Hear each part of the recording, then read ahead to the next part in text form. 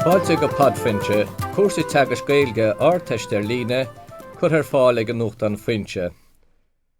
Sra chláracha atá mar olbhachan don scrúdú cainte, agus seo clár a híon.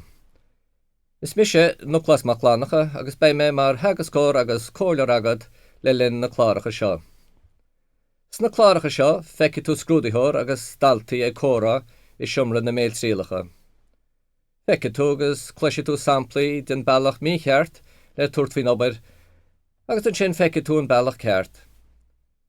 Tuairí an cúrsa seo seanstait an stór agus an seimhris Gaeilge tagad a dheabhsú go mór. Ní scrúdú eolais atá gceist ach scrúdú cainte. Bhí na scrúdaitheoir ag géire amach cibh Gaeilge tagad, an seimhris Gaeilge, agus an cumas atagad córa dhéine treibheán na Gaeilge.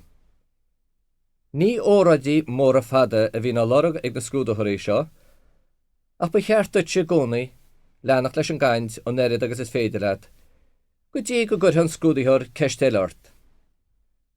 Deag ná bí na ceistena seo bunaithe ar a méid a bhí ná rá agat tain.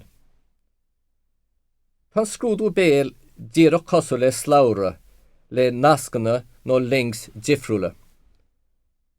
Má thugad tusa freagraí iomlána ar cheist, crothaí tú nascanna don scrúdaitheoir. Peocha an scrúdaitheoir sús ar na nascanna seo le ceistena breise. Inis, an rud atá go deas faoi seo ná gur féidir leatsa na nascanna seo a bheith olmhaithe go maithagad agus beitúir de chumpórt.